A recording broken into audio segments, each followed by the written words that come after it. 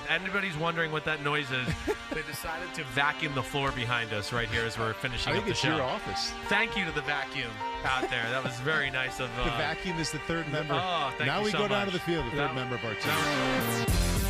Oh, yeah, no vacuum today. I fired all those people. They're out of here. See you later. What's up? It's Chris Sims Unbuttoned. It is Super Wild Card Weekend Monday recap show. We got one more game left. Paulie Burmeister is here. He's looking fly in his all denim outfit today. All denim. Damn, look at you. You are just some styling 50-year-old. I'll tell you. You impress me every time. I thought it was cold outside, so I was going to go jacket and sweater. Right. And now it's warm. Now it's warm. It's called global warming. Turned out to be a poor decision. Yeah. As for that vacuum, that was an underrated part of that show a couple weeks definitely. ago. I kept waiting for Peter, somebody to be like, we're going to break down. Never did. What's up? Yeah, we just fought through it. Just battled right through that thing. Just fought through the crowd noise. No big deal. Just this is what we do. It's two ex-quarterbacks. We know how to deal with the crowd noise. Impervious to the noise. We audibled. We got through it, and we just said, no, we don't even need a silent count, Coach. We're just going to go play football here. But we got some good games to talk about here. We do. It was a good weekend. I don't know if there was any great surprises, but I think there's a lot of good storylines within all the games. So far, it's really kind of unfolded the way I envisioned it to this point. Were you 5 for 5? I am 5 for 5 at this point. Yeah. I think the only game that was a little crazier than I expected is I didn't think the Bills would just absolutely dominate the Patriots, and we'll get to that. And we got one game left tonight that you're going to kind of break down at the end. And the game, I will say, with the Cardinals-Rams, the game I have the least feel for of the 6 on the weekend. Yep. I'm just not sure. To me, it's a total coin flip type of football game. But, man, we got a lot of good stuff, and we got some damn okay. We got some questions from the homies on Twitter, and hopefully we can break it all down. It was nice yesterday just watching one game at a time this weekend. Yeah. What? I know.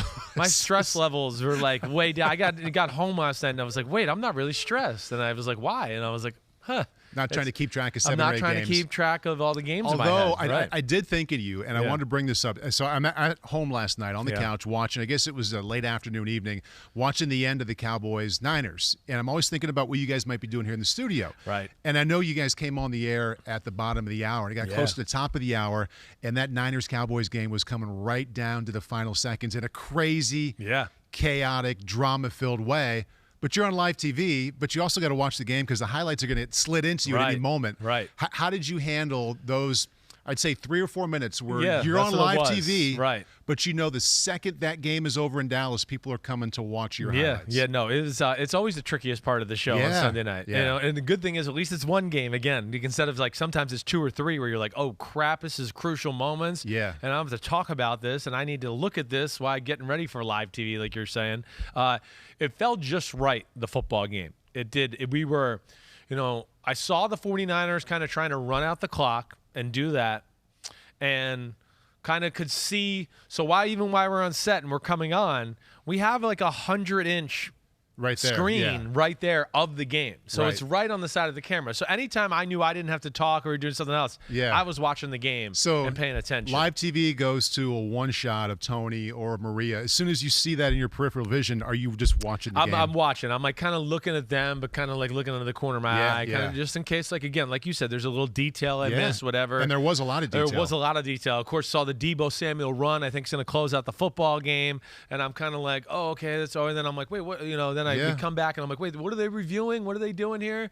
Got that. But the best thing is we were at a commercial break really with the last drive with the Cowboys too. That's a good break. So really got to see it. It was a commercial break led into something we did at the stadium on site. So had some time for me and Coach to sit there and really watch it and take it in. So that was good. Yeah. Well, that walks us right to where we're starting with the 5 games. Let's begin in Dallas. Cowboys and Niners. I want to get to a number of different storylines here. I have a lot of questions, a lot of discussions to have. Let's start with just this big picture thought. Did the better team win? Well, yes, 100%. That's the one thing. And again, we'll get into all the specifics about the end of the game and everything there. Right. There was clearly one team that was better than the other on the field. And then to me, that's where I can always put to bed the controversies and all that, and which I think are a little overblown at this point anyways at the end of this football game. But I really thought until the very late part of the football game, it was complete domination. Yeah. And really domination to the point where, and I'm not trying to disrespect Dallas here. Again, maybe my opinion's wrong. I think the 49ers are really good. I think they're a level above the Dallas Cowboy football team. I do. Had their way at the line of scrimmage on both sides of the ball. Ran the ball well all day long. Didn't really need to rely on Jimmy G until the end, and of course he made mistakes. In the first half, his he numbers was dependable, big, but right? He had a couple big third down throws. Big third down throws outside the numbers too. Outside the numbers, no doubt about it. There were some things that he played well. Yeah, he did. You know, we'll get to what he did at the end, which of course was not that great. But yeah, I just looked at it that way. And then, you know, you talk about Dallas. Dallas's offense was incapable of doing anything most of the football game. I mean, incapable. There was no run game to talk about. You know, the pass game, when they did complete a pass, you were like, oh, God, they got one. Okay, cool. They got a pass. Or he got a clean pocket to throw that one. You know, and again, of course, that was Nick Bosa. Fred Warner came out of the football game. That's the one thing I will come away with the game no matter what. I know it got close at the end of the football game. It was 23-7. It was 3rd and 11. And there was a wide open Brandon Ayuk, and the game is going to be freaking over. Right. It's over. Right. I mean, so that's where I look at it too, and people can go, well, they came back, and I want to go, they came back, but not the way to come back to where I sit here and go, you know, it was impressive. They really controlled the game. It was more, to me, 49ers mistakes and not capitalizing on some things that are very easily capitalized in the NFL that led to the Cowboy comeback a little bit there. And that, to me, is a difference than one team just all of a sudden is outplaying another team and makes a frenzied comeback. It was such a crazy finish, and people are talking about that part of it so much. Right. What gets overlooked, I want to make sure that we spend some time here, at least a little bit. You kind of went there a little bit. Yeah. Halfway through the second quarter, the Cowboys' #1 scoring offense in the NFL. They had 7 yards. Yeah. This isn't halfway through the first quarter where, like, San Francisco had a long possession. Halfway through the second quarter, they had multiple times with the ball. They had 7 yards. 7. Did you see that more as Dallas failing to execute, or did the front seven of the Niners just whip ass that much? It goes into you know, and again, I'm gonna be my own hype man on this pod a little bit. I don't even give a shit anymore. Like this is some of the things that we've explained on Wednesday podcast, and even last week breaking down the matchups of the game. They all came to a head in this football game, to where I hope people who listen to podcasts could watch the game and go, "Damn, Chris was right. The Cowboys O-line is overrated. It's not that special." It's not. As you saw, they got their ass whooped by that front four of the 49ers. And Nick Bosa got hurt, you know, halfway through the game. And Fred Warner got hurt in the third quarter. So that was something I talked about all year long. The other thing we talked about was the Kellen Moore and the Cowboy passing offense. It is not very creative, in my opinion.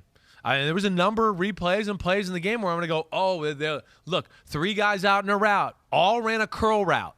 On third down, 3 curl routes. Oh, whoa. I'm sure the 49ers' minds were blown. Like, not 3 curl routes. What do we do with that? I've only been guarding that since 6th grade. So they have that. And that to me. Did it stay basic from the second from the third quarter as well? Now, I'll get into, I don't know specifically. It didn't look like it was anything different than what I usually see. Now, that's where the Wednesday podcast, I'll get to really look at the coach's film and see exactly what they were doing. But no, my feel was that, yes, can't run the ball, underwhelming creativity in the pass game, relying on just the Jimmies and Joes too much against a good defense who understands how to read plays and, oh, wait, if the slot receiver does this, this usually means the outside receiver will do that. They were all over some of the pass concepts. And then I think the other thing that reared its ugly head a little bit for Dallas, at least, is we've broken down Dak Prescott a few times. Dak Prescott never regained his form from early in the year after he hurt his calf muscle. Never happened. Yeah. #1 scoring offense, great. You know, I know it was a top-tier offense. It wasn't the last 6 weeks of the year. No, you can't sit here and tell me you watching the Dallas Cowboys the last 5 or 6 weeks of the year. That was one of the best offenses in football. They also were impressed, and there's nothing they could do about this. They were in a horrible division. But the last 2 months, I mean, they were up in the NFC East by 2, 3, 4, 5 games, whatever it was. Right. You can be on cruise control in December based off of where you are in the division. Sure. It felt like they were a little bit, and that showed up right away, I thought. I to a degree, you're right. Maybe it was the part of, like, wait, we haven't been battle-tested or a real, like, physical must-win game. And the Niners have been in a long time. Been living there for a while. They've had to live there really for the last 8 to 10 weeks. Yeah. They've had very little room for error. I mean, of course, we know they squeaked in the playoffs, but they've won, 8 out of 10? You know, that's the kind of stretch they had to come in. So there's been playoff football for the 49ers. They're in tense. They've been ready to go. But I think that's the thing that jumps out to me about the game more than anything. And Dak, getting back to that, you just never got back to that early season form where we just saw him on fire and picking everybody apart. And again, I think part of that is the offensive line, the lack of a running game against good defenses, the predictability of the offense. Yeah. And I do still think he was off, regardless. There were still throws even in yesterday's game where I go, man, Dak usually just missed him. He just missed that. So those were the issues with the Cowboys, but I will state one more time. I don't think there's any doubt that the 49ers were the better team on the field Sunday afternoon. You said 2 months ago right here in one of our Wednesday podcasts that this could be a team that's around, I think you said until the Super Bowl. I've been saying I won't be shocked if they're in the Super Bowl. This isn't a new wave of momentum you've been riding here with San Francisco. A couple things I want to point out and get your reaction. Yeah, cool. You talked about the running game a little bit. Elliott and Pollard, 16 carries, 45 yards. Yeah. How about Mitchell and Samuel, 37 for 168? Right, there you go. Not even close. Right, not even close. And again, that goes back to, the Cowboys' offensive line. Tyron Smith at left tackle, still a good player. He made All-Pro this year. That was a wrong selection. Yeah. He's not an All-Pro left tackle. Zach Martin, All-Pro right guard. Okay, cool, definitely. Lyle Collins, good right tackle, no doubt. They got two other guys that are a serious weakling for their team. So they've not been able to run the ball, let alone I don't like the creativity they have in the run game either. And like we talked about, when now you can't run the ball and your pass game simple, and now you're playing a defense like the 49ers, there's just not enough for them to think about, let alone they're talented and fast and coached well too. Yeah. And then the other side of the ball, you got the magician. And that's what Shanahan is. Shanahan's the greatest run game designer I have ever seen in my life. And I understand everybody's going to go, well, he's your really good friend, and that's why you're saying that. I can honestly say that. I mean, I just said the number, 37 for $168. I don't know what to say. All we've been talking about is Kyle Shanahan run game for the last 12 years in the NFL. Arian Foster led rushing in the NFL with the Houston Texans. Guess who the offensive coordinator was? Oh, that's right, Kyle Shanahan. Right. So he's unbelievable. He understands how to run it. He understands how to give his team an attitude of toughness to do it all year long, and then he's very creative off of that. And I love this question we have from Frank Knowles because it brings us to something that was so central in a giant moment in playoff weekend. He says, what makes Shanahan's running scheme different than others? The Cowboys knew a run was coming, and they couldn't stop it. Yeah, Shanahan's run scheme, it's a lot of teams just run the ball and go, hey, we're going to run this ball. We're going to run it against this defense, and this is how we block it, and blah, blah, blah, blah, blah, blah. We're good at these run plays. Shanahan's a little more specific in, wait, they're going to play this defense. We got this run play, but I might change the blocking a little this week because there's an issue here with how they defend this run, and we can expose it. And to me, that's where he's a little different. So where he gets you into some formations on defense where he's got a great understanding of defenses, not just at a base level, really knows. Like a lot of coordinators know defenses. Like, oh, cover 3, they do this, cover 2, that. Kyle knows, I think, details that I really, out of all the offensive people I was around, only McDaniels knew really, to where he could coach the defense and tell you rules about every player, and he understands that and then understands how to stress those rules with the play. Like, this player is responsible for this. We're going to put him in a bind here. Here's the weak link of this scheme. And that's where he's really good. Whether it's somebody setting the edge, and now he makes the edge weird because he's got a wide receiver going over in motion, and now you don't know, wait, do I have to get out wide? Is he blocking? I'm a down safety or a corner. I'm supposed to have the edge, but, oh, no, they could be giving him the reverse. They could be giving him, he might be setting a lane to block. Is he going to go out in a route? So that he messes with people that way. He messes with the rules of your defense. That's where he's different. Scouts himself. And he scouts himself. Yeah. And then, like, even he had the long pass in the game to Ayuk, who ran a shallow cross and ran up the sideline. Again, that's another play where Is that the one he missed? He missed one, I think, no, that's not the one he missed. Okay. That was later in the game. There was one earlier where he completed to Ayuk. But that speaks to it, too. He knows they're going to play man. He stresses you out with a run fake. He's got a guy running a shallow cross. He turns his eyes. He knows Trayvon Diggs is going to try to undercut it, and then they wheel up the other side and get a big completion. He does stuff like that. Or like we've talked about in podcasts before. Wait, I got George Kittle man-to-man, and I'm responsible for the D gap, right? And then he runs the ball at that gap once or twice, and then a few plays later, he runs at that gap, and you think it, and now the defender's in the gap, and they go, oh, play action, and he goes, well, yeah, you're in your gap, but you got to cover George Kittle. He's already run by you. He's gone. That's where Shanahan's really brilliant at figuring out defenses and being creative and trying things outside the normal box of run game coaching, I guess. Two other things to hit in this game, both quarterback related. Yeah. Jimmy G, I was thinking about this in the drive to work. To me, B+ in that game. Right. Start the bidding there. Sure. Up or down? What do you think? I'm right around that area with you. I think, really the game itself was probably an A-, but then in the most crucial moments, it became like in the biggest moment of the game, you gave us a C-. Right. So I don't know where that averages out to. Made me think of, so I'm getting ready to call ski jumping in the Olympics. Right. For every jump, there's something called style points, and there are 5 judges, and after every jump, you get style points based off of what those 5 say. The top score is thrown out. The bottom score thrown out. So I feel like if Jimmy G, if he could do that every game, throw out his worst play, doesn't count. Right. Take out his best play, doesn't count. Yeah.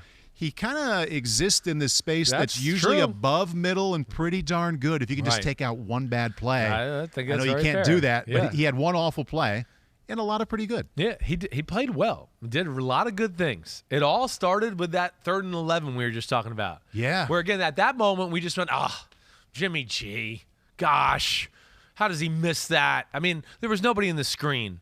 It's going to be a 30-plus yard gain. It looks like he's going to catch the ball and be able to run. They're going to be in a field goal range there again. You're going to go, it's over. Yeah. It's going to go to 26-7 at least.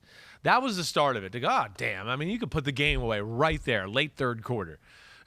Then 4th quarter comes along. Mm-hmm. I think Shanahan did a great job and kind of like, hey, still showing him confidence. Like, hey, we're going to run the ball. I mean, we're going to throw the ball here. Yep. I'm not afraid. You can do it. And you're going, okay, good throw. We got it. But then he escapes the pocket, and then he runs to the right. And this is just, again, where we're going to be talking about this because this is a question mark about them. Yeah. The interception, to miss that throw by that much is astounding to me. Threw it right to him. I mean, threw it right to the other team. Right.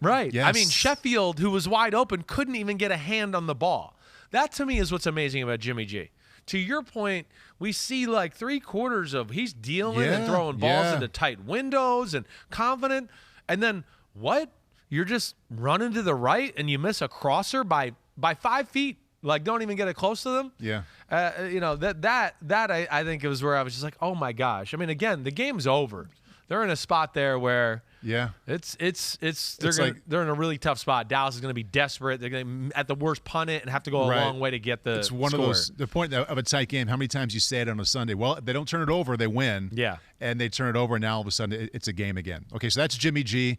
Saved the biggest part of the conversation for last. Dak Prescott, end of the game. Yeah.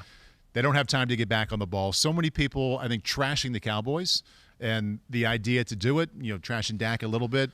How do you feel about that finish there? Well, like the idea itself is not bad, right? I mean, to run that 14 seconds left. To run the play, the quarterback draw, I'm not mad at the play itself.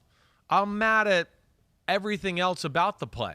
And I mean by, first off, 49ers, what the hell were they doing the 2 plays before that? Why were they not protecting the sideline? Right. I don't know what they were like. Literally like, hey, get 10 yards and stop the clock. The ratings are down here a little for CBS. We'd like you to get them up here in prime time.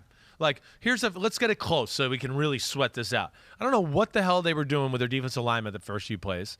Then they get to that play, and now you're finally like, okay, they're playing it right. They got people by the sideline. Invite them to throw the ball down the middle. Yeah. No problem with the draw, the quarterback draw. Problem is this. 14 seconds left on the clock. My experience in the NFL, the way I was coached, whether it was John Gruden, Josh McDaniels with the Denver Broncos, or even working with the New England Patriots, when we really got into these type of specifics, 18 seconds was the line of demarcation. 18. Okay. Okay. For any play over 5 yards or more than that, It was going to be to be safe and make sure you're going to get the ball off. Because, again, you might have receivers downfield, whatever. Yeah. But that was just, again, anything past 5 yards, you thought 18 seconds was really the realistic time to think we can get everybody lined up, spike the ball, and have a second or two left on the clock. Maybe 17 seconds if it all goes exactly perfect.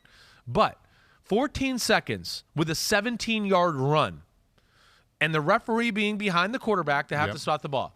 That, to me, again, what my problem is slide then 10 yards earlier, right? Because now you're going to save yourself a lot of time right there. At least 5 yards earlier. Right, at least 5 yards earlier. Right. So that would be the first thing. Got a little too greedy in the running of it, But obviously not an understanding or a coaching of going like, wait, if you run for 20 yards, it's going to be too much. You can't do that. Yeah. Just get to like the 30 instead of the 25, and now we'll have a chance to get it off. But I don't think there was an understanding of how long it takes to do something like that with a plus 5 yard type of gain. Right. The other thing I would say is the excuses and the bullcrap coming out of all their mouths about the execution of the referee. First off, they obviously don't understand it. I mean, Dak Prescott explained it. Well, you give the ball to the center. This is what we do in practice. I give the ball. Well, that's practice. It's practice. You're not practicing it the right way then, Dallas Cowboys and Mike McCarthy. No, you give the ball to the referee. Yeah. You don't get to, you're not like, oh, hey, we're the Dallas Cowboys. We'll spot the ball. We don't need you guys. We got it. We know where we went down. We gave ourselves a few extra yards, but don't worry about it. We got it. Because that's what they did, too. They gave themselves 3 extra yards. That's another thing. You go back where he started the slide, I haven't looked at and where the ball was spotted was wrong, too. It was wrong. So there's that aspect of it. But then also, to not understand, and again, this is where we've done it in practice a million times. I heard McCarthy and Dak Prescott say that. Yeah, in a controlled environment. Yeah, right. Where, hey, we're going to run it to here, and then we're going to spot it and kick the game-winning field goal. But you didn't take into account there's a referee 40 yards behind you. Right. And all that. You had the ball boy up where you wanted to spot the ball in practice. So you go, oh, there's spotted right there. Yeah. We're going to kick it. Oh, we spiked it. We did it. So they're not giving realistic practice reps there, obviously. That would be my next thing I would say. It's impossible to. It's impossible to, or you do it the right way. In New England, they would not be doing it that way. They wouldn't be going, hey, Tom, give the ball to the center, and we'll just, there we did it. Right. They played it real when I watched New England practice like that. It was as real as they could make it. Yeah. We're going to, no, referee's got to come spot the ball. You don't just get to spot the ball and say set hut. No. That's not what it works. Did they have a ref in practice there? They would have refs, or they would have a ball boy who really, or even a defensive coach who would play that part and spot the ball and do that. Brian Flores, there was a number of practices. He was that guy. Oh, wow. Back in that time. Yeah. So you got to do that realistic to then again understand how much time it's all going to take. Yep. It doesn't sound like they did that. Dak's got to understand where the referee's coming from. Yeah. I mean, he ran into the referee. It cost him a second. It cost him a second, at least. And he was looking at the clock on the other side of the stadium, not realizing, hey, get out of the way and clear a path to the referee so you can spot the ball. Right. And then on top of that, okay, all of that, but the comments oh, it should have been spotted. There shouldn't have been any problem. I spiked it before the clock. No, you didn't. You guys actually, if you really look at it, you could question, I don't even know if that snap should have counted, right? I don't know if he snapped it before 0-0. Either way, we'll give them that. They don't get a second back to spike the ball. Yeah. And here's my last thing that bothers me, Paul. I'm ranting and I can't help it. I'm sorry. You got me going, and here we go. The other thing, the other part about it that I don't like is Dallas acts like they got ripped off and they spiked the ball and we took away a chippy field goal for them to win the game. Like, they would have won the game if they just did that. Right. You still had to throw the ball into the end zone against a team that you couldn't move the ball against all game long, or couldn't block up front, and they're going to have 8 guys in the end zone, and the chances of you guys scoring are minute anyways. Right. So I'm sorry I said a lot there. That's all right. I just couldn't help it. It all made sense. And it's interesting hearing about how the Patriots would work a practice like that. I didn't mind the call. I didn't hate it as much as most people. What bothered me is it didn't account for a couple things that, I mean, any Wednesday or Thursday you're working on this, you've got to think, okay, 14 is the absolute, that's awfully tight. And that doesn't account for any kind of bullshit that's not going to happen in practice. That's what I mean. That might happen in a game. Exactly. Like the other linebacker, He doesn't want you to get that playoff. Right. He might. In practice, were they laying on guys? Yeah, and he's going to lay on you a little bit. He's going to mean. get your way a little bit. Right. There's a second. Right. So now, of course, you're not going to plan on the referee running into the quarterback. But again, it falls under the idea of some other kind of bullshit, and the craziness at the end of the game might happen to throw you off a second or a second and a half. Right. And that happened, and that's how the final seconds ticked off. So clever call in a lot of ways. Didn't account for the stuff that happens at the end of the game. Yeah. That's what bothers me. Exactly right. Clever call, and then to realize, like, hey, 17 yards is too much. Yeah. Like you said, 5 yards earlier, they get it off. They're going to have a second, 2 seconds on the clock. Yeah. They're going to get a chance to throw a ball in the end zone. No doubt. But I think it speaks to the bigger problem, the Cowboys, a little bit. That's just what they are. You know, they're an undisciplined football team. They got a lot of players. We talked about it a lot. There's a reason they're the most penalized team in football this season. And really, I'm very tired of hearing about them complain about the refs here at the end of the year. Yeah. You know, they talked about it in the Cardinals game. I watched it. Yeah, they got ripped off. There should have been a fumble. All right. But, you know, the rules are the rules, and you couldn't challenge it. I don't know what else to say. You know, but all the other penalties in that game were egregious and should have been called, period. You didn't get screwed over. Thanksgiving, they complained about the refs. They were all egregious. They could have, as I said on the podcast, I showed plays. They could have called 10 more pass interferences. I would argue that actually the refs did you favors in that game. That's what I don't like about Dallas. Dallas turned me off yesterday with the way they turned me off. Yeah. They really did. And then even added into it the post-game press conference with Dak Prescott telling it, hey, he's you know, what was his exact wording about people throwing things at the referees? We have that here. Yes, I know we do. Oh, we got it, Paul. So, take a listen. Yeah, let's take a listen. To know everything that we put into this day in and day out, try our hardest. Nobody comes in the game wanting or expecting to lose, and for people to react that way when you're supposed to be a supporter and be with us through thick and thin, that's tough. I think they were aiming at the referees. Yeah, they were at the referees. Well, shit, credit to them then. That's not the tank. That's a tank. Yeah, They weren't doing it. Oh, well, credit to them. Man, emotion of the game kind of getting him there a little bit. No doubt about it. I mean, it's the first time ever I've heard Dak Prescott give an answer I didn't like at the podium. Right? I mean, really. He's usually very good in that spot. He's as good as it gets. Yeah. I want to clarify that. Nobody is better in front of the podium. And that was a perfect situation, is walk up and say, you know what, it was a crazy finish, but we weren't good enough for three quarters and 9/10 of the game, so it's on us. He usually does that. He usually does that. He does. He's not an excuse maker. That's why I really love him. I think that's why they paid him all this money. I mean, he's the guy you want to lead your ship. But then the great Clarence Thomas down there, Clarence Hill, excuse me. Yeah. Clarence Hill, who, you know, I've known since my days back at Texas. He's one of the Dallas people. He tries to get him to clarify it, and no, and he doubles down and goes, good on them. I just didn't like that at all. You know, there you were going to explain about how the players are humans and you shouldn't do that. But then it's the refs who, last time I checked, are humans, all right? And you're okay with that. And again, for what? What are you mad at there? That you didn't execute the end of the game procedures the right way? You know, they're mad at the refs again throughout the game.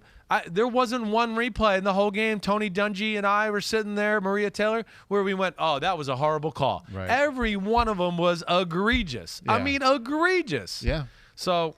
You know the deal. I mean, it was the yes. #1 scoring offense in the league, like we talked about. I mean, that's frustration about they couldn't put the ball in the end zone for most of the game when it mattered. Yeah, no, I think you're right. That's exactly right. It is a bad way for them to finish the year. It was still a good year for Dallas. Yeah. Let's not lose sight of that. There's no doubt about it. They exceeded my expectations for sure. You know, when you win double-digit games and have a postseason game at home, though, to not win at least one of the postseason, it's hard to feel good about the year. Yeah, I get it. I do. You know, and you won the NFC East. You feasted on that division. You had very few marquee wins against quality teams in football. So I think we were all a little misled there.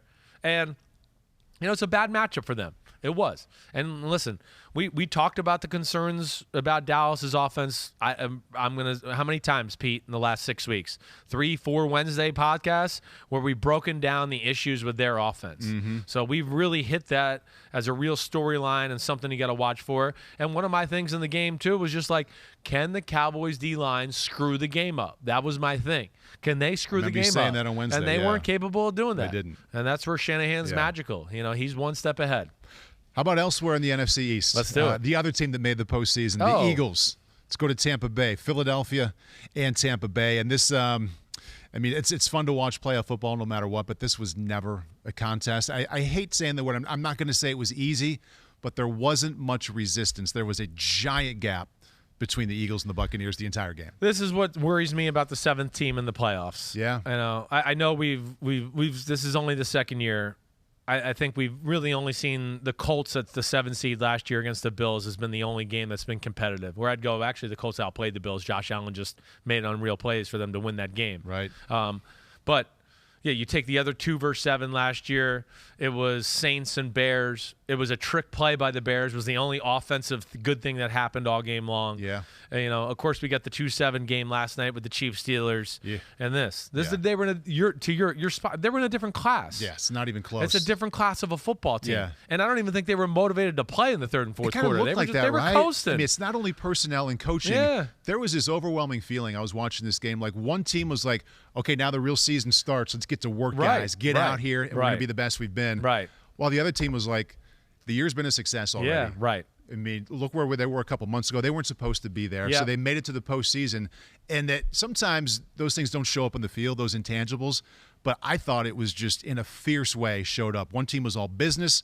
We got to get to where we're supposed to be in February, and the other was just kind of on bonus time. It's go time for the Bucks. The Bucks are to me the team that we could sit here and go, they're the only great team in football if they get healthy here. Like, really? And they're close. They're close to being healthy. I know they're not going to have AB or Chris Godwin, but damn, they still got, Mike Evans, who's a star, and Gronkowski, and Scotty Miller, and a good stable of running backs. They got enough there to make it all happen.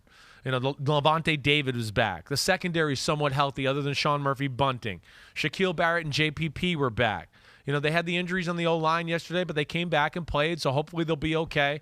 Wirfs, I'm a little concerned about. But, like, to your point, it jumped out right away. It was a clear and obvious difference in the quality of the football team, the versatility in which they can play with on both sides of the football, and got to a 31-0 lead and just coasted from there. It was like, oh, okay.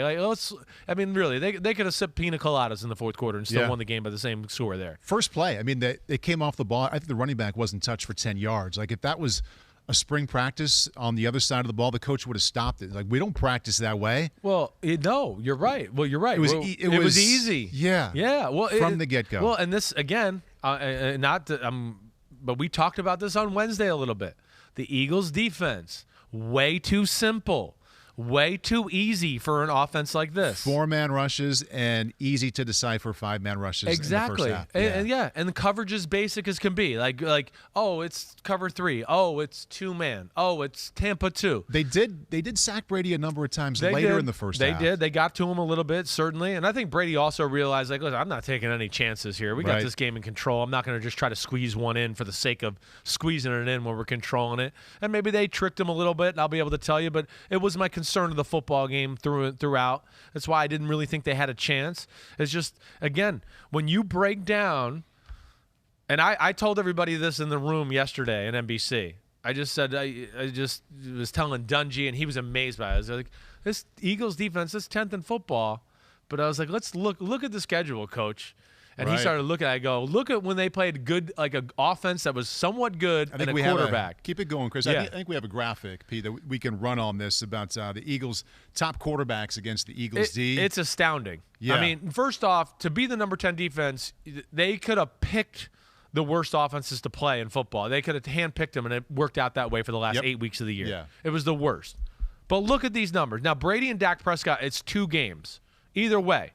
In 2 games, Prescott was 42 for 53 for 533 yards and 8 touchdowns. Now, I know one of them was against third stringers in week 18. That's just one, though. But the rest of these weren't. Brady, 63 of 79, 568, 4 touchdowns and an interception. Wow. Mahomes, 24 for 30, 278, 5 touchdowns, 1 interception. Derek Carr, 31 of 34 for 323, 2 touchdowns and interception. Justin Herbert, 32 of 38. These guys are 80 to 90%. It's above 80%. Yeah.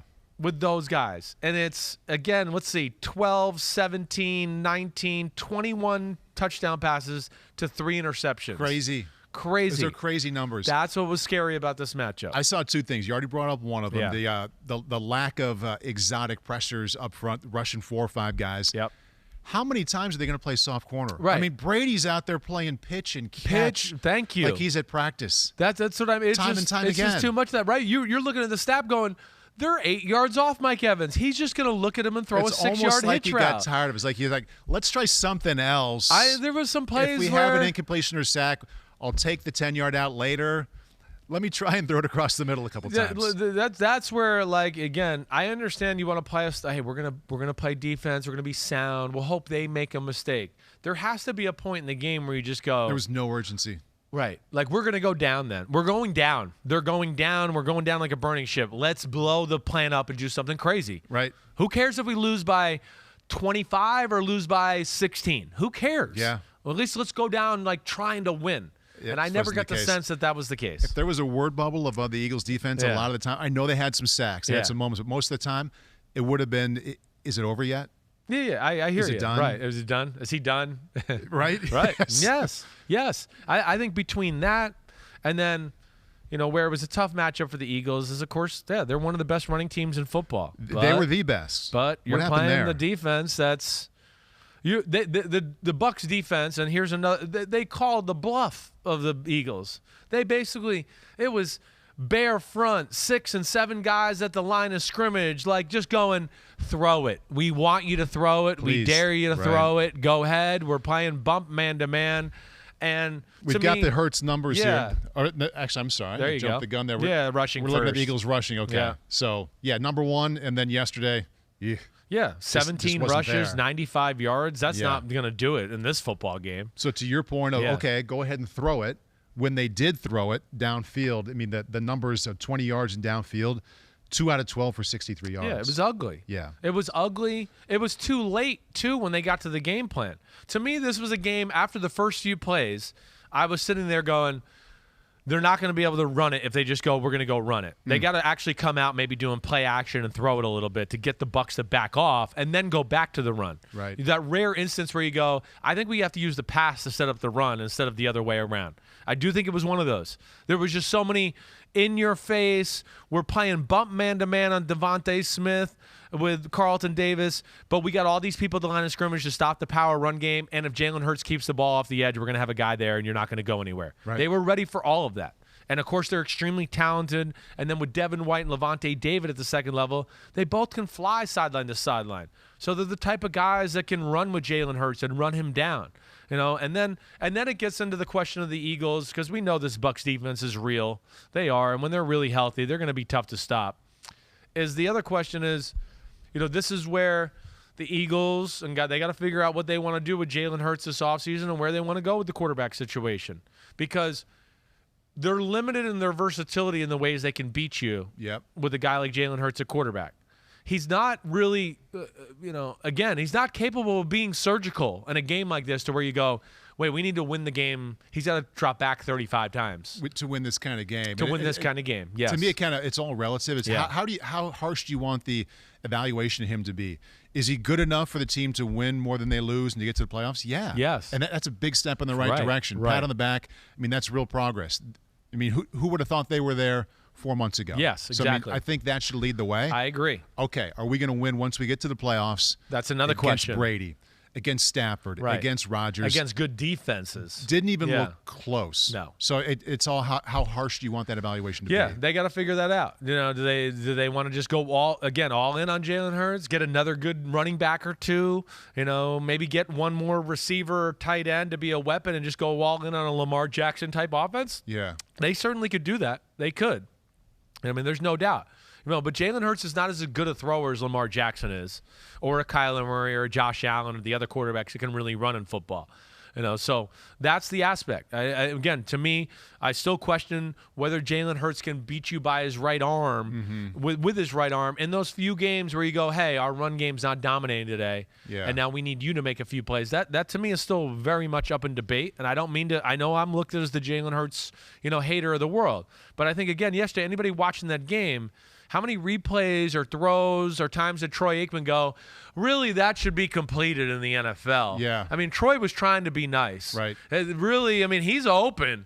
And you'd like to see that completed in this day and age in the NFL. Right. He was trying to tell you, you shouldn't be missing that throw. I don't know what any other way to say that. Right. And that's something that is going to continue to be evaluated with Hurts. Yeah, I think it's beyond fair. I think it's the most realistic evaluation to be somewhere in this area. We can say it was a good season for him. Yes. He's a nice quarterback. He's off to a good start in his career. Right. Okay, where can he get better? Well, it leaves a lot to be desired. Consistency down the field. The numbers back it up. The play yesterday backed it up. Yeah. I think about 2 plays. There was a third or fourth down, a comeback to the right side, about 15 yards. Right.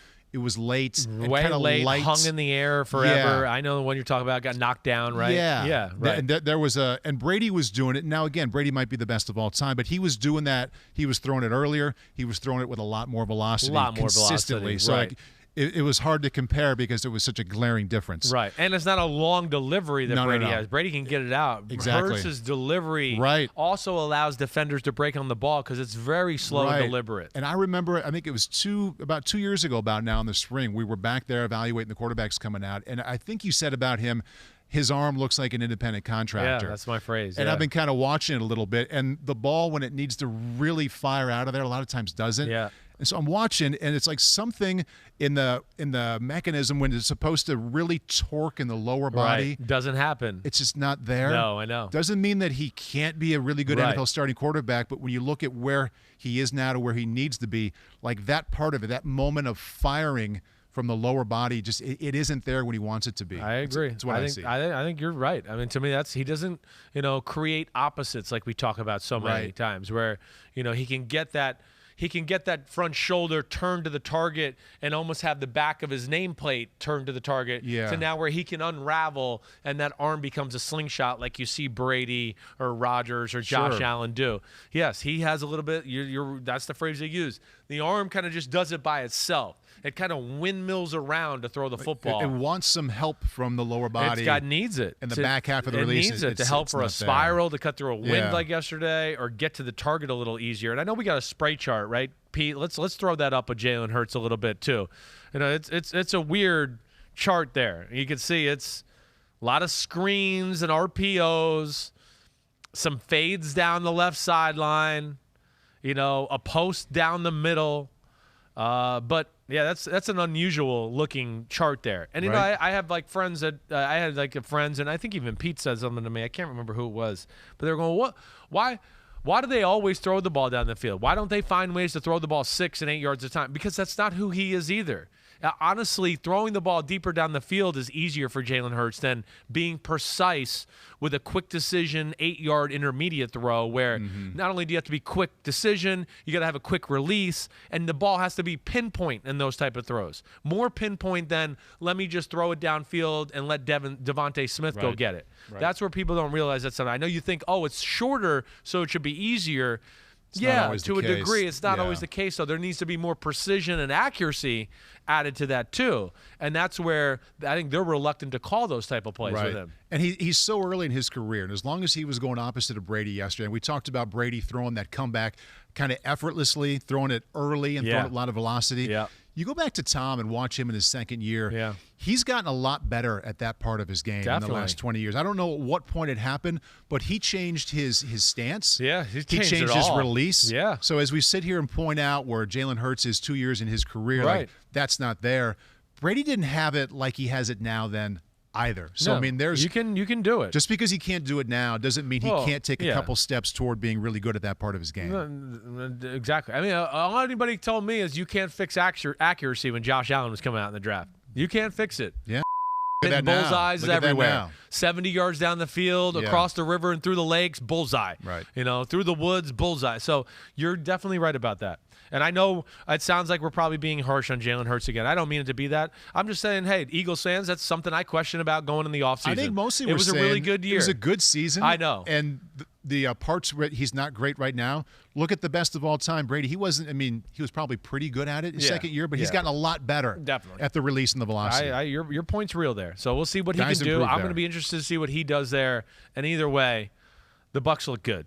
The Bucs are good. Yeah, that's the bottom line. If they line. continue to get healthy, again, I think they're still the most well-rounded team in the NFL.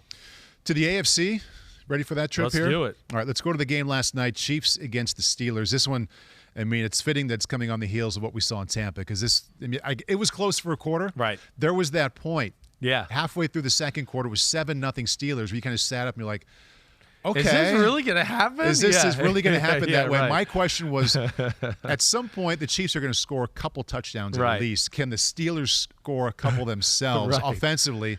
And clearly the answer was no. I think the jumping off point here from me to you, just like the last game, the gap was massive. Where was it? Where was the difference the most noticeable in this game for you? Oh, well, I think you said it a little there. It was the Steelers' offense. Oh, my gosh. I never had a sense they were going to be able to move the ball. Like you talked about how the Cowboys had 7 yards when they were down 13-0, right? Right. It was more amazing because I think we were looking at like the Steelers. They had like 7 or 4 yards and they were up 7-0. You were like, what? How was that possible? Yeah. Yeah. Listen, the Steelers, they got in the playoffs. Credit to them. But they're not in the class of the Chiefs or this type of football team. And the Chiefs, what woke up in the Chiefs offensively when they're down 7-0? They're unbelievable, the Chiefs. I don't know. I kind of went on this with Florio this morning. They're unbelievable. I've never seen a team like the Chiefs in my life. I really haven't. I asked even Florio this morning. I was like, maybe there's a team before I was born that you could tell me that was like this. But where just momentum swings, where you can go, damn, they look off. I'm sitting here. We got every camera angle because it's an NBC game. We got Sky Cam. I could see it all. I'm going, oh, Mahomes is leaving the pocket early. Oh, there's people open. I don't know what he's doing here. And then all of a sudden a fumble on a trick play by Andy Reid, and they were like, what the what are we doing? Let's go. And all of a sudden the game changed. Yeah. And it was just on fire. And it's I've never seen a team that can change momentum and look so average and then look so unstoppable for a period of time where you just go, oh, my gosh. 5 passing touchdowns in 11:31, the fastest span NFL postseason history. That's insane. Right? It's insane. And again, we've seen it before. It's not a fluke thing with them. I mean, this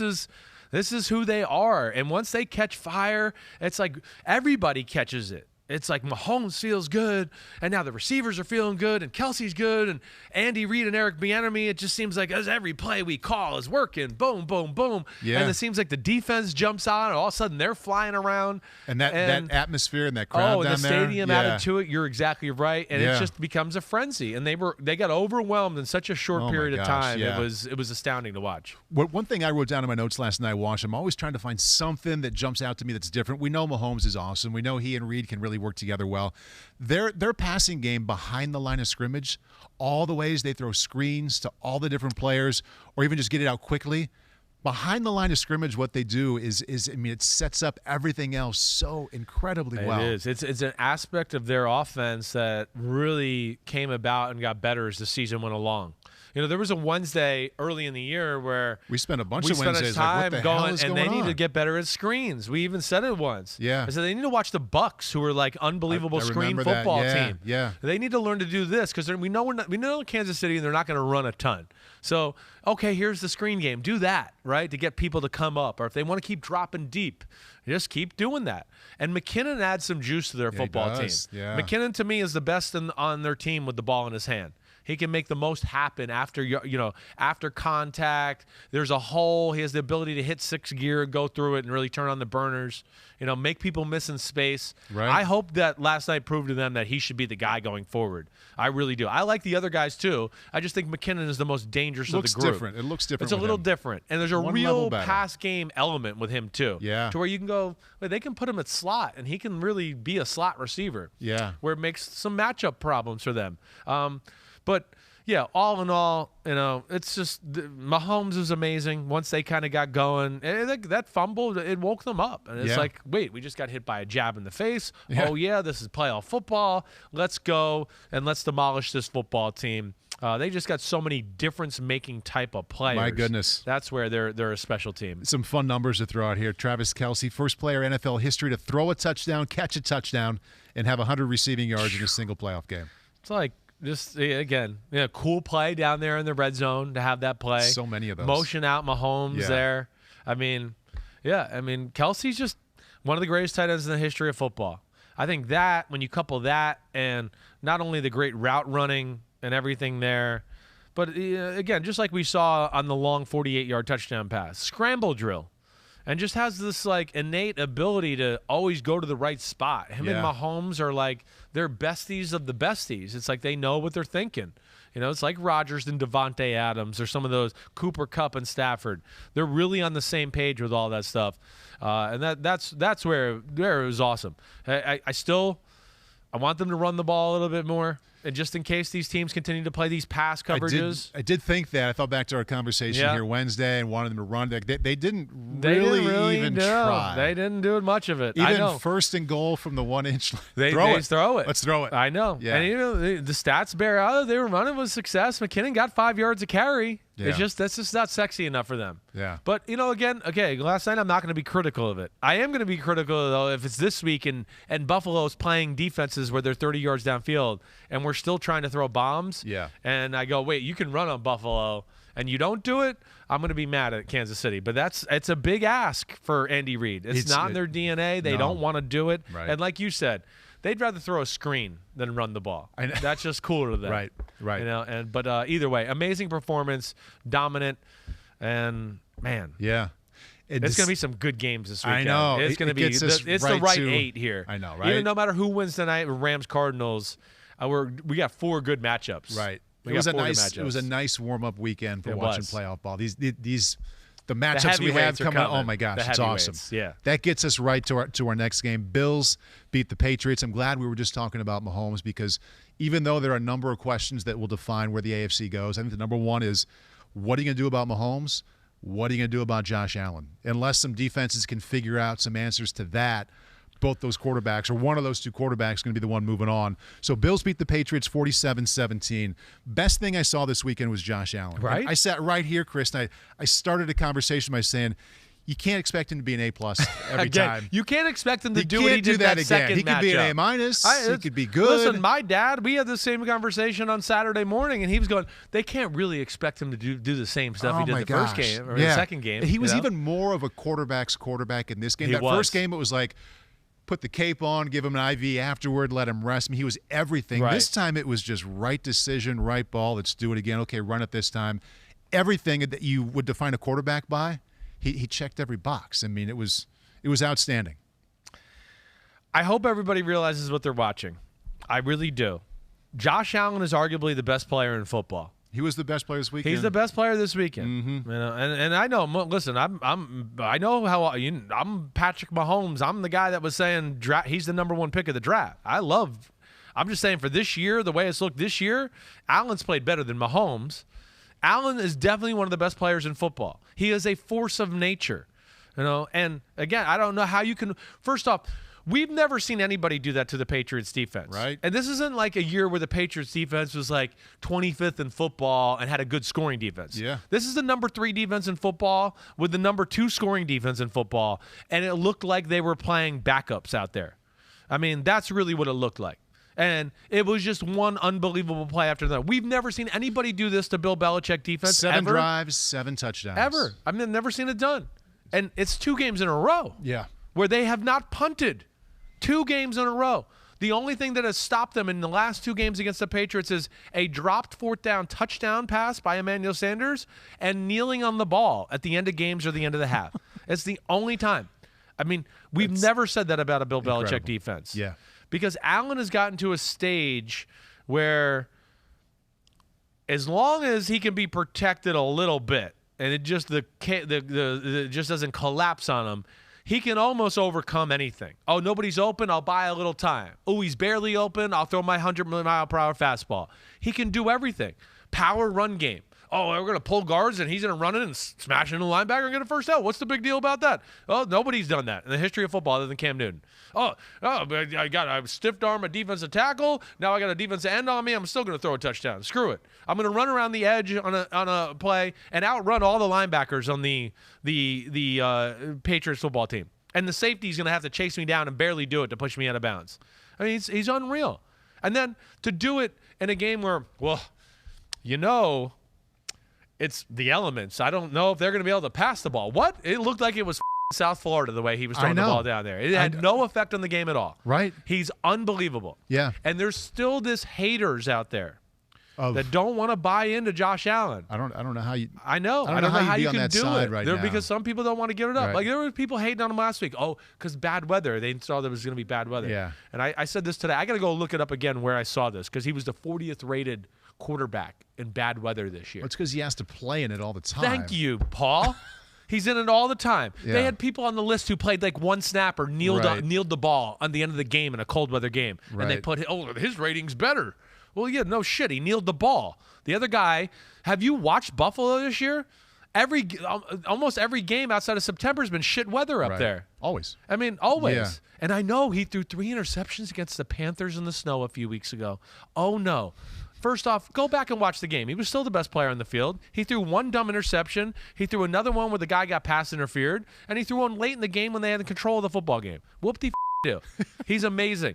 I just want people to realize he deserves to be talked about like Mahomes, like Brady, like Aaron Rodgers. He is one of the greatest players in our sport. He's one of the most talented quarterbacks I've ever seen in my life. Yeah. And I don't say that lightly because there's some studs that have gone through the NFL. Number of things here. First of all, it's be the first time all year. I'm going to go halfway through the conversation and go to the damn okay. Just because he deserves it. And Pete, I'm sorry I missed it at the beginning. So let's give it a little damn okay.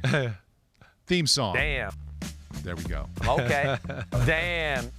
I'm okay. I'm mistaken. Yeah, no, for I mean, yes. I'm okay. The legal gambling. How dare you mess up damn okay. I know. I am Chris You're just not Sims. precise. Okay. You're not. That performance demanded it. Okay. Demanded. You're just not a precise intermediate passer. You're like Jalen Hurts. I know. How dare you? Spraying it all over the goddamn field, forgetting about things. More Josh Allen here. 2 things that really stood out to me. There are 2 parts of that game that should have affected him. Number 1, a Bill Belichick defense.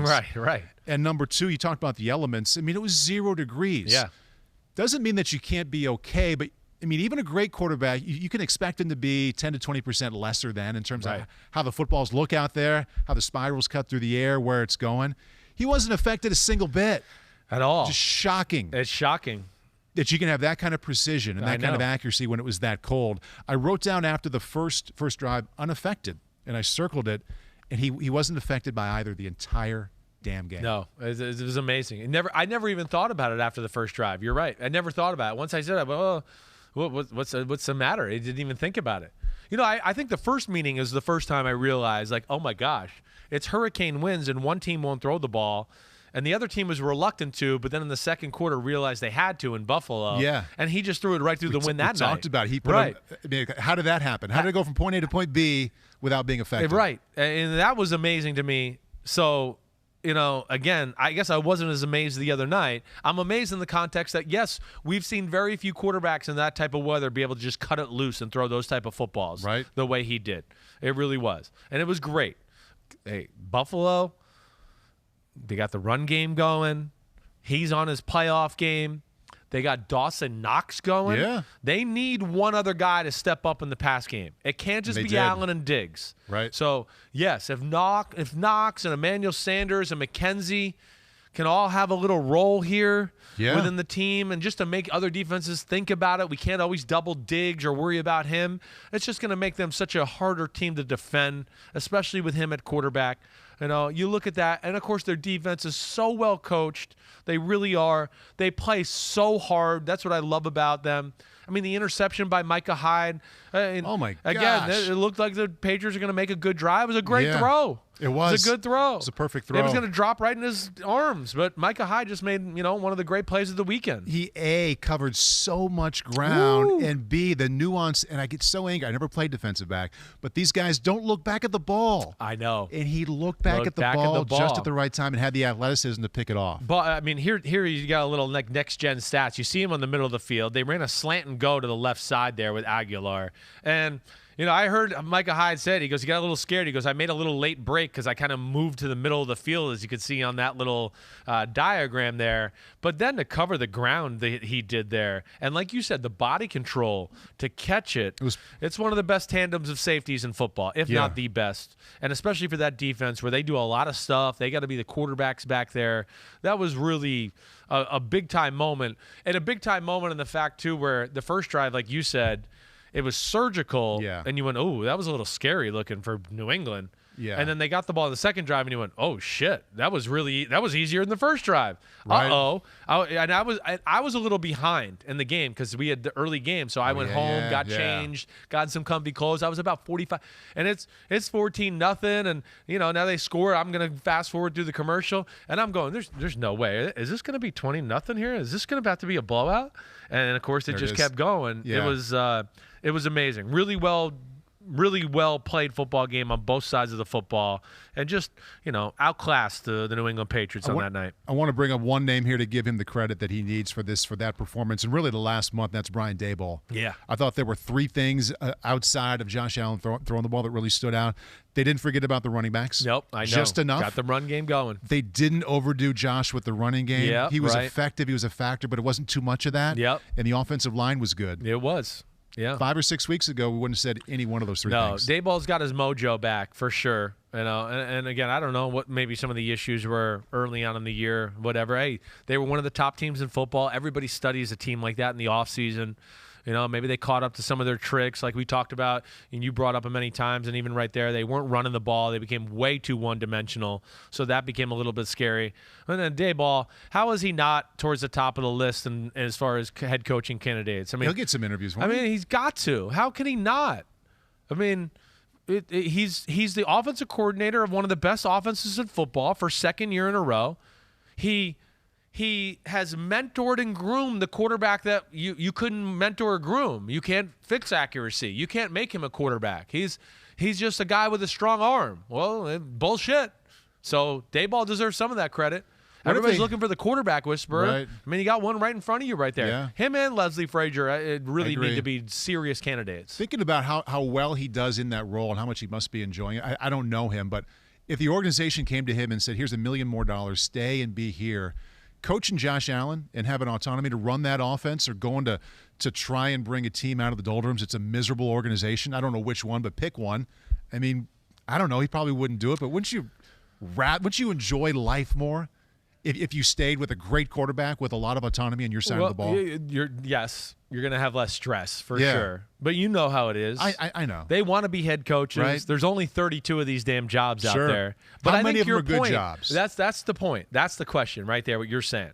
To me, if Daboll asked my opinion, I'd go, "Hey, you're in a good spot. Don't just go anywhere just to go anywhere just to say you're a head coach." Yeah. The future's bright here. And again, you've heard me say, I don't even think they're all that talented on the offensive side of the ball, the weapons. Yeah. And they get another really good receiver to go with the group next year, and you go, watch out. So that's what I would say. Just don't rush your decision. Sure. But the cool thing about this year is there's 3 or 4 spots where you go, they're good spots. Which 3 are you thinking Well, of? the Dolphins the set up. You got the Tua thing. Yeah, okay, that's a real question. Big difference going from Josh to Tua. Definitely is. But the team at least is in a pretty good spot. Yeah. Brian Flores, of course, should not have been fired. Right. That was stupid. The Broncos. You need the quarterback, but everything else is kind of there. Right. But that's $1 million question. Yeah. You're right. It's going to be stress. Yeah. Can they get that guy? Can they get a Russell Wilson, an Aaron Rodgers, a Deshaun Watson, whoever? Yeah. I mean, Rodgers isn't going to leave Green Bay now. The Vikings, there's some things there. Yeah. The Bears got a good defense and at least Justin Fields and some other toys to play with. Yep. So there are a few jobs this year I look at to go, this is better than your usual open coaching spot job where you go, this team needs to be blown up and rebuilt. Right. Those are 4 teams where I go, it doesn't really need a blow up. They just need some finishing touches and a little sprinkle of a player here and there. And I go, they could be back in the playoff conversation next year. Right. So that's what's interesting. But either way, I'm glad you gave him credit because he's awesome. Daboll is awesome, and he deserves a lot of credit for what he's done with Josh Allen. Other thing, I think, New England. Yes. Want to hit on them a little bit? I have a question. Yeah. You can keep it here, kind of Cool. use it as a jumping off point. It's about Mac Jones. And I know Pete is smiling because it's from Orion Chuzzlewit. Oh, it's one of your favorites. It's not Matt the W, but it's Matt the W did make an appearance again this year. What did you, Orion? You said Orion? I said Orion. Orion, Yeah. Orion. I seriously got a D+ in astronomy in college. Yeah. So, I missed that section of weeks Apparently.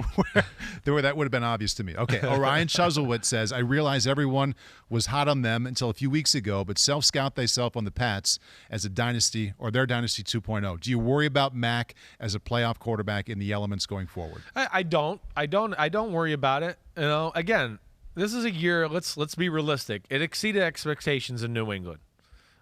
Very few people thought they were going to go to the playoffs. I picked them to go to the playoffs, and I remember at the time everyone going, "Man, that's bold that you're doing that." They did a lot of good things. It was a brand new football team for the most part. He's a rookie quarterback who was really consistent and had a lot on his shoulders throughout the year and played well. And they were at a point in the year where, we looked at them at one point and said they're the best team in the AFC. They had a hell of a run there. They October, did. November, yeah. Yeah, right. It was right after they lost the Cowboys game. They won 7 in a row. Yeah. And won all 7, other than the Chargers game in L.A., kind of dominant. Like, it wasn't like, whoa, they got lucky in that one. It was like, no, it's 36-13 against the Titans. It's 25-0 against the Falcons. It's 45-7 against the Browns. It's 24-6 against the Panthers. There was some real ass whoopings going on there. But I think the one thing we saw down the stretch, here's my thing with Mac. Really awesome year. He has to become a little bit more of a powerful thrower. Mm-hmm. That would be the first thing I would say. Again, arm is good, can make all the throws, but there needs to be a little bit more of an explosive element in their pass game. Now, they need another receiver to be that guy, too, that can be like, oh, hey, you want to stop the run, but we got this guy one-on-one. But it's an area of his game that I certainly look at that he needs to add a few more mile per hour to throwing the football. Agreed. Right? You agree, too. Just watching it. Yep. You go, he can make all the throws, but there's a few throws in every game I go, if he threw that ball with a little more pep on it, he would have got that in there, and that would have been a 20-yard completion. Instead, the DB got his hand up and knocked it down. Right? There's always a few throws in every game. So he's got to improve on that. They need to help him out with one more weapon at receiver. You look at their defense, it's got to get a little faster in the front 7. Yeah. I love a lot of aspects of it, but you've seen there, like with the Allen, they got no guy that can rush the passer and run him down. They got no middle linebacker that can kind of spy him and run him down. Right. So I would like to see a little bit more of a speed element from their front 7. Okay. I think I look at those things for them to go, if they can change that, that'll be big. But down the stretch, to the question, they played some good teams. Right. They played a desperate team in the Colts in Indy. They played a Bills team that we see is hot and going strong right now. Yeah. Just not as good as Buffalo right now. And played a Miami Dolphins team at the end of the year that had a really good defense and wanted to go out on a good note knowing they weren't going to the playoffs. But as for Mac Jones, I want to bring it back here. Yeah. And it kind of relates to what we were talking about with Jalen Hurts as well. Now, Mac had a better year throwing the ball than Jalen Hurts did. But I'm going to ask it in the same kind of way I asked about Jalen Hurts. That great year for Mac Jones. Better than most people thought it was going to be. Yeah. Okay, now how critical do you want to be with evaluation? Because in the AFC, if you're going to go to where the Patriots expect to be in February, you got to beat Josh Allen. Right. You got to beat Patrick Mahomes. Right. So even though he's better than people thought he might be, to get past those teams in mid to late January, do you think he holds them back? I mean, right now, yes. Right now, as a rookie doing this, yes. In the future, I don't think he will. I don't. Now, again, I'd like to see there's got to be a little bit more of a playmaking element. The system's going to deliver for them. It's New England. They're well coached. You got to expect Josh can do that. Yeah, you're right. Mahomes does too. So you got to make all those throws, which he's going to be able to do. He's going to read defenses. You do everything right. He's going to go right ball. But to your point with those guys, like we talk about a lot with Mahomes, Allen, Rodgers, there's a handful of plays every game where you go, the defense won the play, but they still got a 20-yard completion. And that, to me, is where he doesn't have that aspect yet. And again, it's not going to be him running around, scrambling, and doing all that. That's not what he is. But, everybody's kind of – it happened in Alabama. There'd be a lot of plays where I'd go, man, everybody's covered. Oh, whoa. What a 25-yard throw right there into a tight window to do that. That's what we need more of, to me, for them to get over the edge.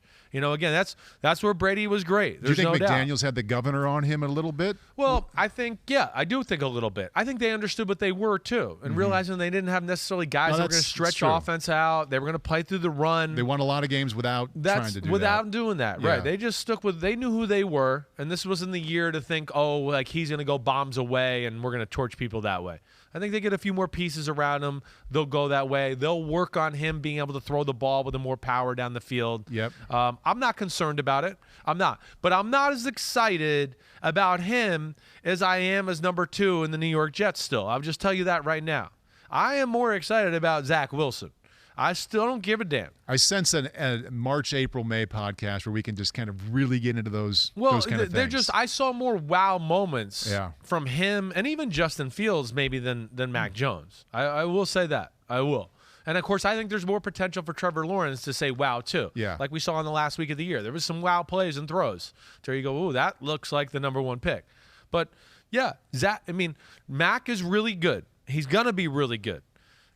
Is he going to be a superstar, take over the game type of guy? I don't know about that. But I know he's going to be good enough to execute the offense, go to the right spot, and make really good throws. And as long as they have the right formula around him, they're going to be tough to beat going into the future. It's going to be a really fun offense to track in the next few months because what happens with Josh McDaniels? Right. Is he still going to be there? Right. What happens with the weapons around him? You talked about how they need a couple more. Do they bring those in through the draft or free agency? Mm-hmm. And how much better can Mac get? Right. Strictly throwing the ball. Right. Really good rookie season. Yep. Can he escalate it a little bit in the next few months? We'll see. We'll see. Those are three aspects of that offense are really worth keeping an eye on. I think you broke it down the right way. And I would say, yes, I would expect it. One, I think they get it. Hey, you got Aguilar, Kendrick Bourne. They're great 2s and 3s, right? If they can get one more, let's say, burner, scary guy at receiver. Yep. And I think now that they've seen Mac Jones, they're going to go, oh, wait, the guy can see the field and read coverages. Yeah. They're going to get their Edelman and Wes Welker type too. So they don't have to rely on playing the style of football we saw them play. Whereas we want to run the ball and just throw a few high percentage completion type passes and then play through our defense and win a game that way. We want to win 24-13, 20-16. There wasn't a lot of margin for error. They're right. There's no versatility. But yes, they need to your point, I think if they get some of these pieces, they have another avenue to, we're not running the ball. The defense isn't great. We can get an empty, and now Mac can just dish it out. And we can stay with you, even though you might be more talented. He'll go, 35 for 45 for 400 and still make it all work. Right. And he's capable, I think, of doing that. So it's on them to help him out too. That would be another gear if they had that shot in their bag. They need a little more versatility. They didn't have much versatility in how they could beat you this year. Let's back up to the first game, Cincinnati against Las Vegas. That was a fun one to watch. It was. Bengals come up with a way down the stretch to win 26-19. Let's get right to it with Joe Burrow, his last 4 games. He's been just outstanding. Look at this. They haven't lost. Completion percentage 75, 11 touchdowns, no picks. And there were some stretches where the Bengals offense wasn't great during this game. Yeah. But Joe and the Bengals offense, I thought they started out really, really well and set the tone. Really well. It's wasn't the greatest matchup for them, as I tried to explain. Talked about that, yeah. Just because the Raiders, it's the big play Bengals, and the Raiders don't let up big plays. They don't.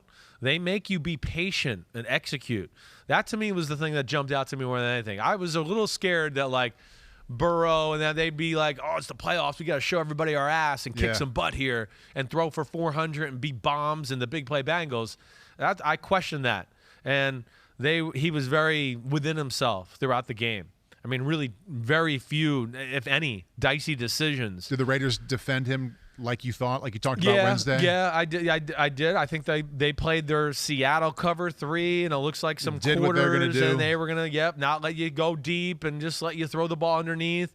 And if, you want to throw the ball outside in the one-on-one matchup, back shoulder, he did that to Jamar Chase a few times. That's where he's really good. But I thought that was the big thing to the game, and I was proud that they were able to be patient that way. And it's not easy to score touchdowns against the Raiders once you get in there in the red zone too. And the other aspect was I was worried about Yannick Ngakoue and Max Crosby ruining the football game. Thought they did a good job of always kind of, we're obviously going to pass. They had guys chipping. They had a tight end chip. They had the back on the other side chip and then go out. They helped out. It was the right process. That's what I thought was really good for them.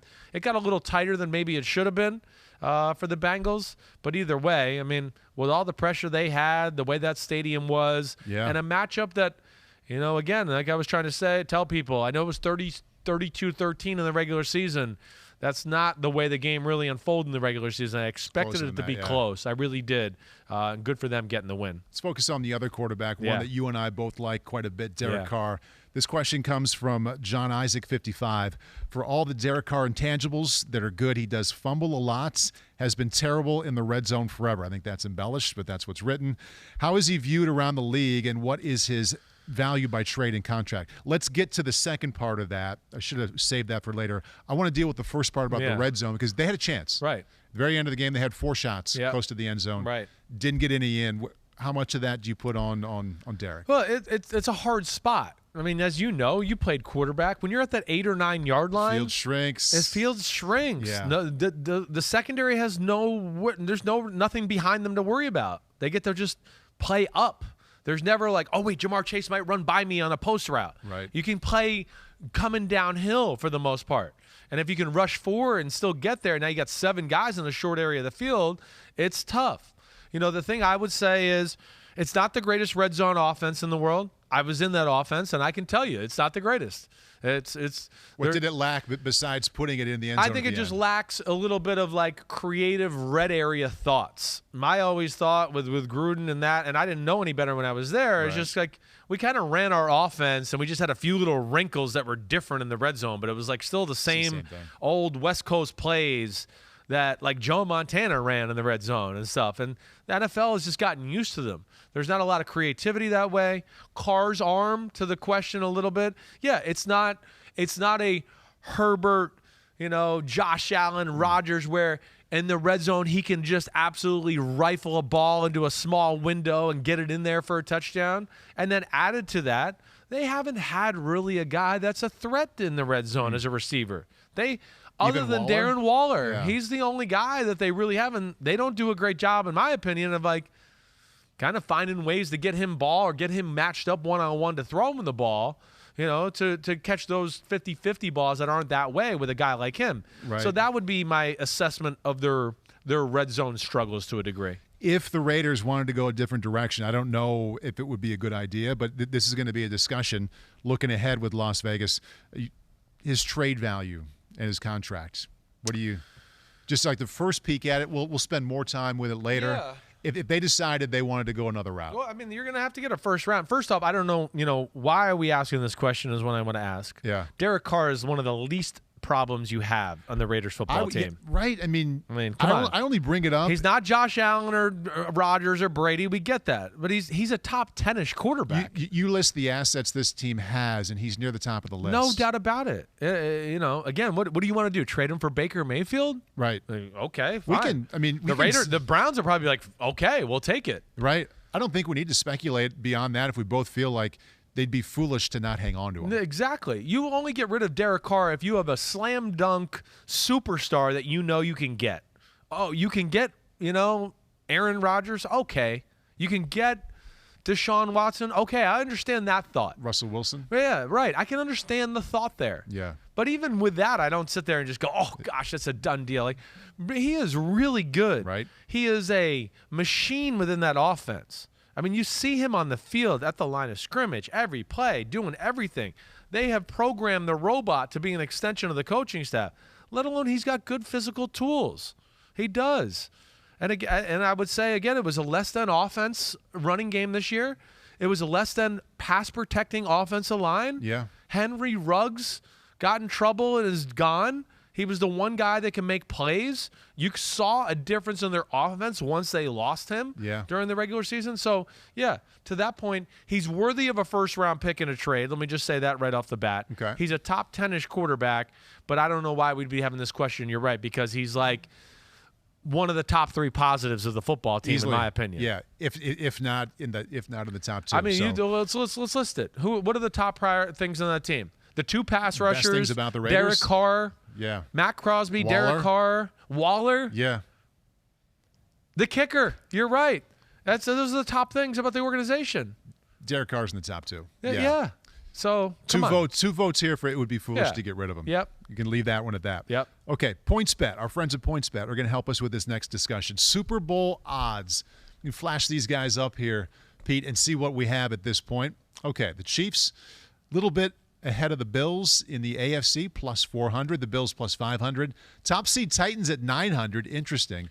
In the NFC, the Packers are 375 and the Bucks 500. Who's your team there? Oof. What jumps out to you? Well, the Titans at plus 900, to have them that far below the Chiefs and the Bills, to me, makes no sense. I mean, the team that beat the Bills and the Chiefs this year is that far below the Bills and the Chiefs? Makes no sense. You should drive right now, or you can probably do it on your phone, bet on the Niners at plus 1,000? I mean, to me, if you want to talk value, listen, I understand the Chiefs and the Bills, why they're the top two. I get that. But you want, like, value, little change for the best reward. There it is. The Titans are certainly one that I look at.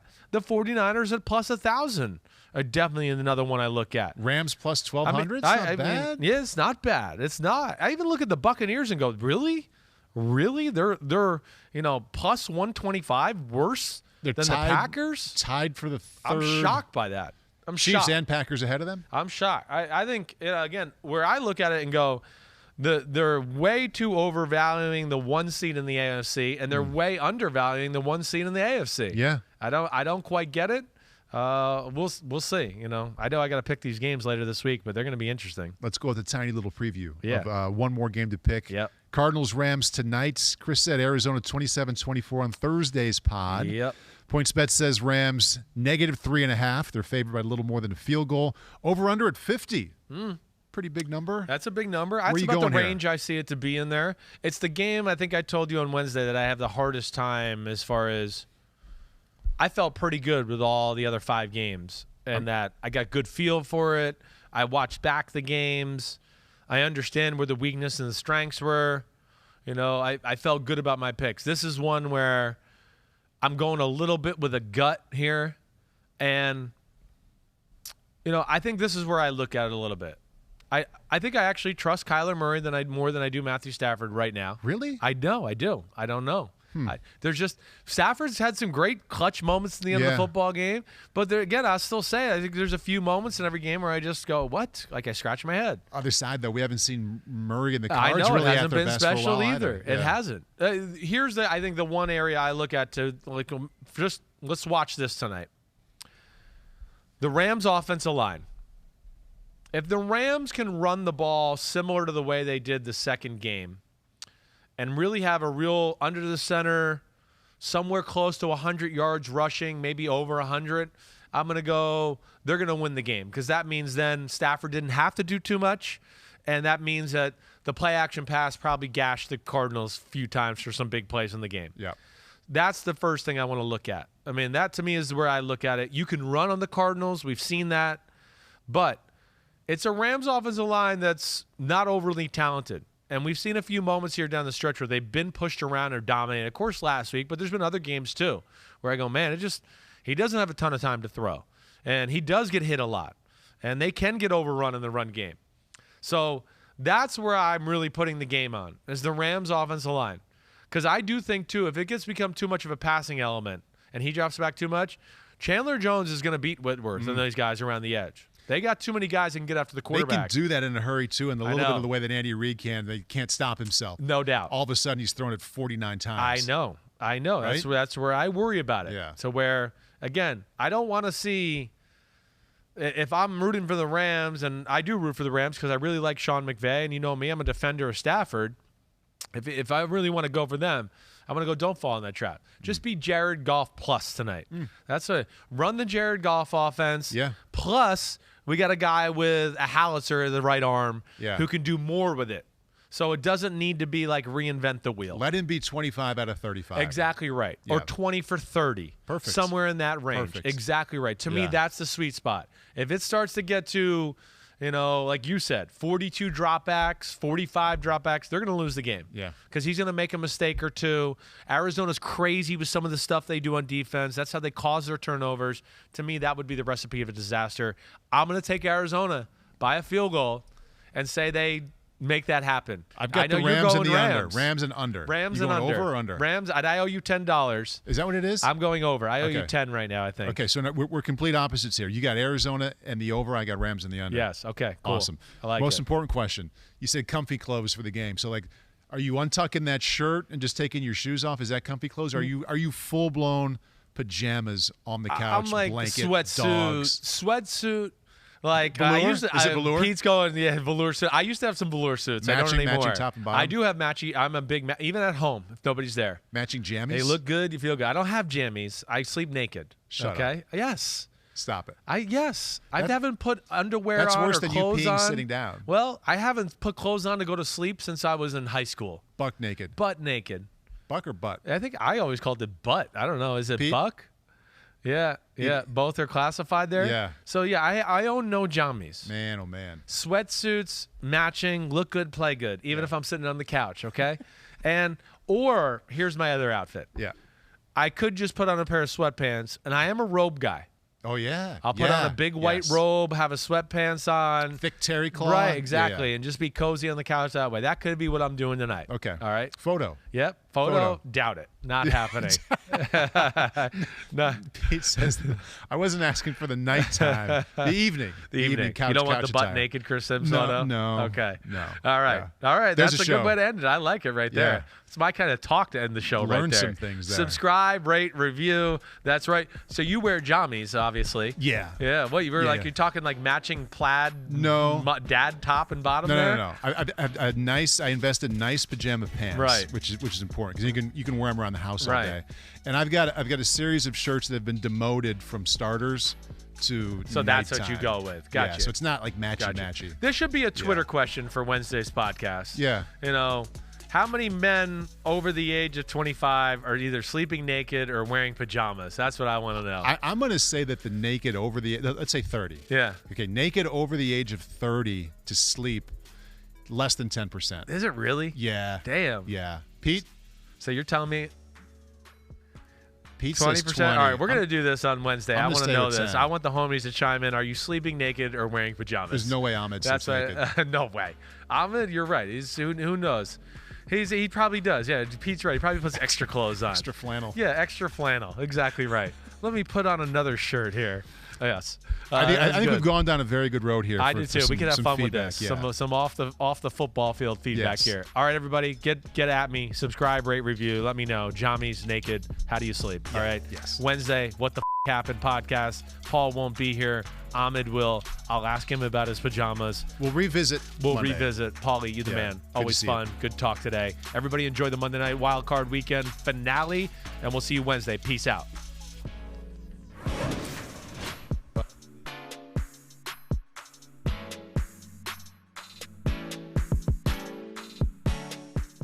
Yo, what's up? Come on, man. Subscribe on YouTube to Chris Sims Unbuttoned Podcast. I need you. Please hit the subscribe button, please. Hi, I'm Mike Tirico, and thanks for watching. Make sure to hit subscribe for the latest news and highlights from NBC Sports.